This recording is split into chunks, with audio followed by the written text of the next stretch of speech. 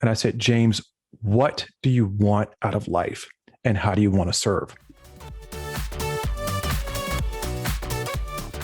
Welcome, everybody, to another week of Funny Business. Today with me, I have James Nowlin, who is a CEO of his own company, and he's also a public speaker. Am I wrong? You're correct, and an author. James, thank you so much for being on the show today. Before we dive into your tips for business and all that jazz, I'd love to get to know our guests just a little bit more. So where'd you grow up, and what was your childhood like? So, Kent, thank you so much for having me on the show. I grew up in Lynchburg, Virginia, which is in the central southwestern portion of the state. And I had great teachers and people to support me and who saw the gift early on.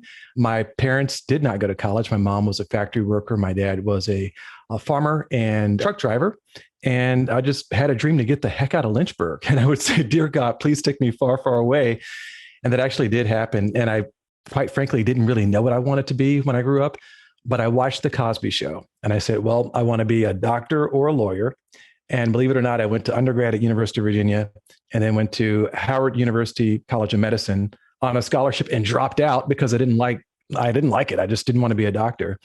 And then I went to law school at Duke and ended up practicing very shortly before founding my own company. So it's been a very circuitous path, but fortunately, I found my way and I'm happy today. How did you get started in doing what you do today? Because lawyering and doctoring to public speaking and motivational speaking and book writing, that's two kind of separate worlds. It makes no sense whatsoever. It really doesn't. But I think some of the skills that I picked up in medical school and law school lent themselves to being a great consultant. Mm-hmm. And so I left my law practice back in 2007 to start my own consulting firm, Excel Global Partners, and grew the company relatively quickly. The challenge was we started during the Great Recession, which was really, really tough. I mean, I was just dialing for dollars, trying to get consulting gigs or whatever. And it was kind of a one-man shop. And then we got a client. Client loved my work, told us other people about our firm, and the reputation started to grow. And before I knew it, I had a partner to join me in the business. I had employees, and we were doing work in different states and sometimes in different countries. And it was just hustle, hustle, hustle. So I don't know how I got here, but I know how I got here. If I had to give you the Cliff's Notes version of it, is because I found a path that worked for me versus what other people told me to do in order to be successful. Let's dive into that a little bit, because there's actually a lot of people right now, because last year with COVID, they've lost their job, they're trying to start their own businesses. What advice would you give people who are just now trying to figure out what they really want to do? Well, first, my heart goes out to those folks who are struggling with finding their way, who might not have the financial income right now that they need. It's tough out there right now. One of the things that I used to say is, if you're going to go into business, go all in. You shouldn't have any distractions. But in today's economy, I'd say don't quit your day job. Figure out some of the ropes, ask the questions behind the scenes, talk to other business owners, listen to podcasts like this one, get your plan in order so that you don't fall on your face and lose all your savings and then have to just struggle. And for me, back in 2007, I did leave a six-figure job to start this consulting firm. And I didn't really know a whole lot about what it was going to be about, but I did know that I had been exposed to the major consulting firms like Lloyd and Accenture and some of the big dogs out there. And I was like, wow, if they can do it, I can do it. And I was so unimpressed as a lawyer by those really, really large firms and the bureaucracy and how they operated and the outcomes and deliverables for projects. I said, I can do it better. Mm-hmm. And so I founded my firm based upon the premise of providing better value, white glove service, more access, all those things. And we worked and hustle. But in today's economy, I think if I had to do it again, Kent, I would say, if I got a day job, don't quit it. Ask the questions of your peers, your friends, nighttime, weekends, build it up. Learn some lessons from your mistakes, and then, get out there and go full gusto. How did you really discover your insights about how you wanted to get to where you are in your career right now? What did you feel like you brought to the table that others couldn't? There was a defining moment. When I first started my business, I was chasing dollars. I was shaking as many hands as I could. I was taking on every project that I could. I was stretching our capabilities. And when I received an opportunity, I would say yes. And we had different practice groups and we had lots and lots of employees. And we were making a lot of money, but that came at the cost of my health and some other things in my life. Fortunately for me, on August 25th, 2012, I had a special blessing happen in my life. And that was my body was recovered from a drowning accident in a lake in East Texas. And I had been overworked. I'd been very unhappy with life, but I also achieved everything that people might say is excellence on paper. I had the clients, had the money, had the houses, had the cars, had the flashy friends, had all those things. But what crossing over and coming back allowed me to do as I worked through my brain injury to talk and do some things better because I had speech issues when I came back from the brain injury. I asked myself, how was I living? What was I doing? What are the folks that are important in my life? And what's the work that's important to me? And this was really an evaluation process and a self-examination process where I looked at myself really hard in the mirror and I said, James, what do you want out of life? And how do you want to serve? So we took the business from having all these different practice groups and all these different clients and the partners being stretched in all kinds of different directions. And we said, okay, we're going to do two things. We're going to do two things, guys. We're going to do strategy consulting, which is the executive coaching where we work with CEOs and boards and C-suite teams and developing high potential employees. We're going to do that. And we're also going to do financial information technology software consulting.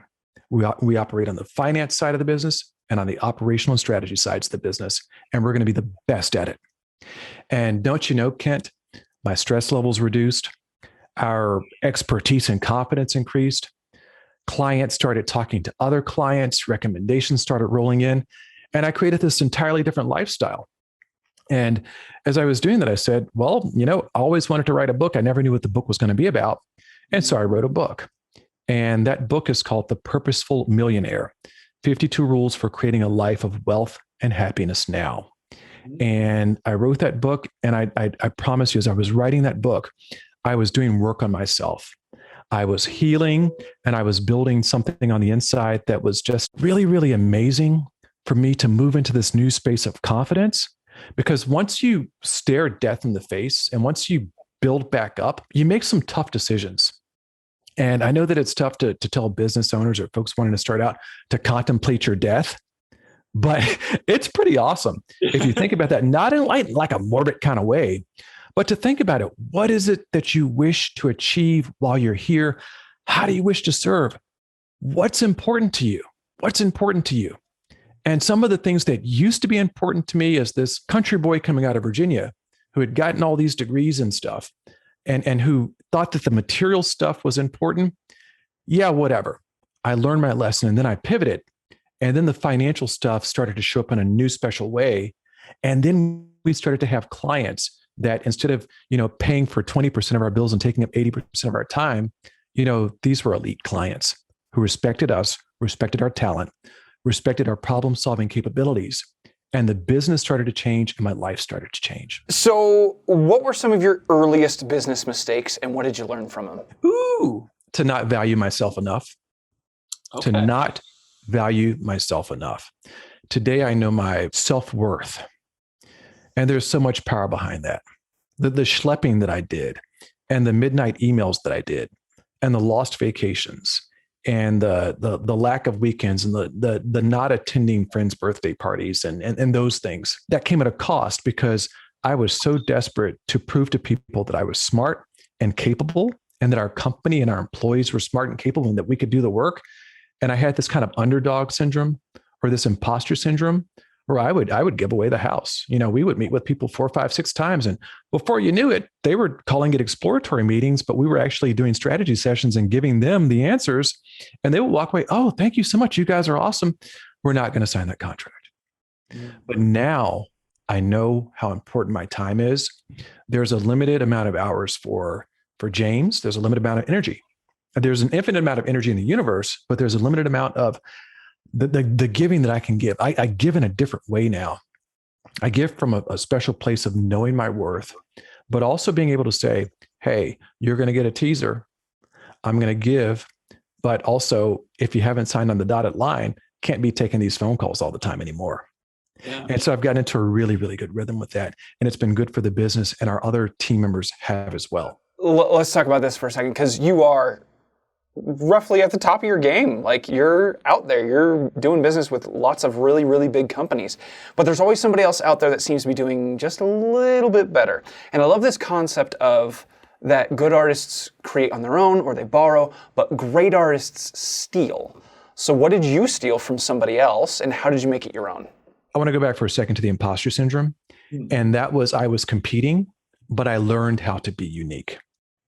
So I learned to accept how unique I was. I learned to love James. I learned to love Excel Global Partners. I learned to love my team in a different way. And we created a culture where people want to work for us and where clients want to come to us. So if I stole anything, it's culture and love and how to treat people. And the person who taught me that is our president in the business, John Sheldon. I used to think, John, why do you care so much about employees and you know their personal lives and you know the spouse's name, the dog's name, and what church they go to and all that stuff? Why do you care so much about all that stuff? He said, because it matters. It matters. And I took that from him after my accident. And I stole that from him, or he gave it to me as a gift.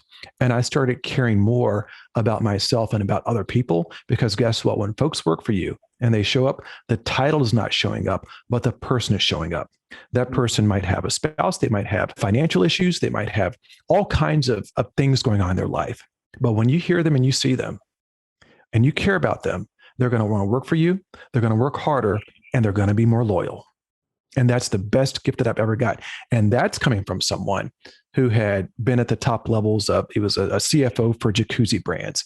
He was an international controller for Tyco for 27 countries, worked for AMP.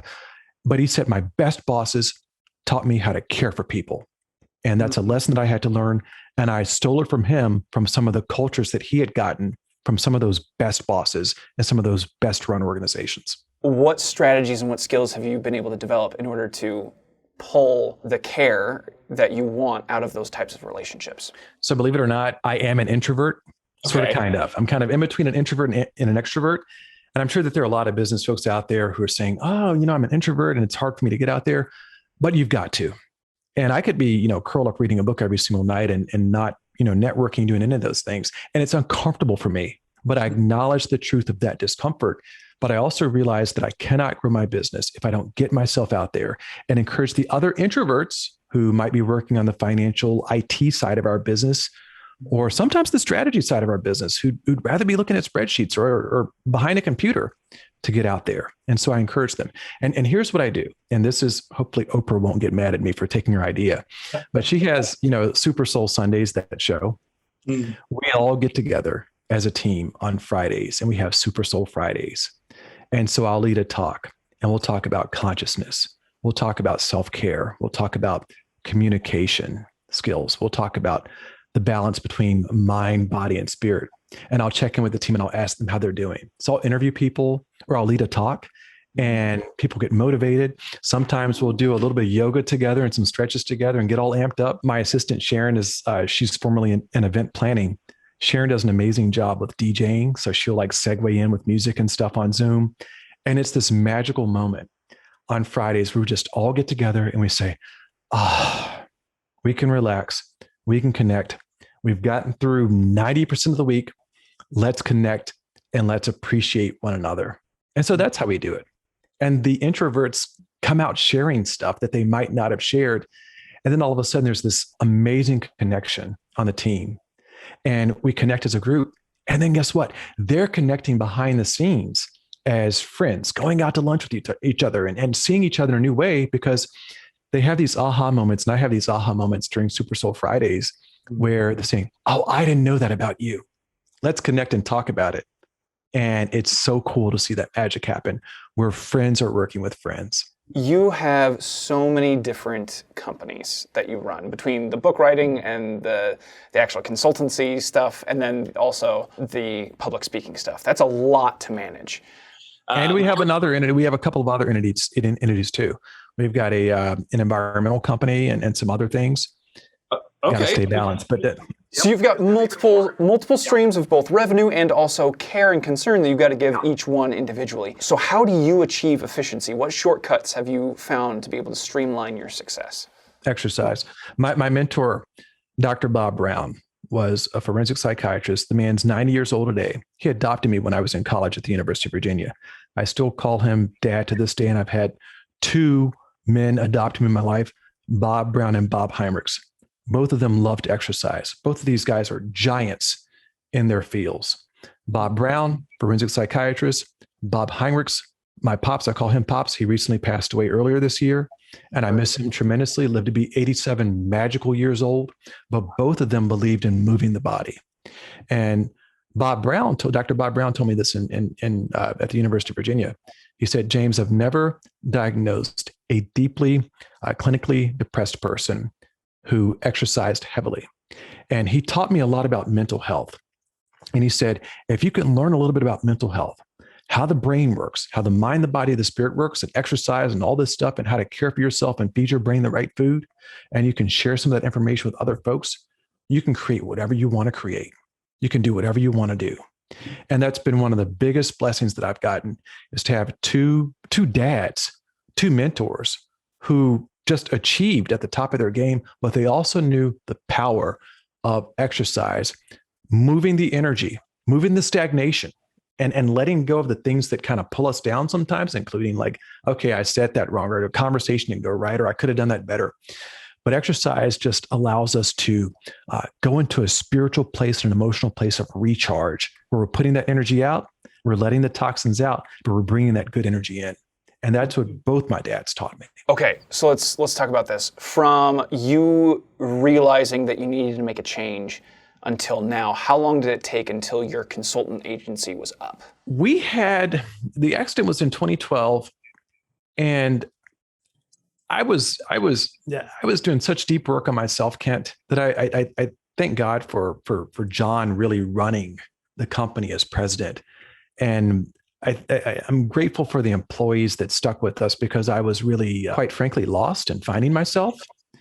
But everything was coming together in this magical way, where I was realizing this accident didn't happen to me, it happened for me. Mm-hmm. So long story short, it took me about 3 years of recovery from the brain injury. And actually, here's the thing. It took me 3 years to want to still be here and to still be alive. I didn't want to come back. And I couldn't stand this place when I got back. Finances and traffic and relationships and complications and politics and all that stuff.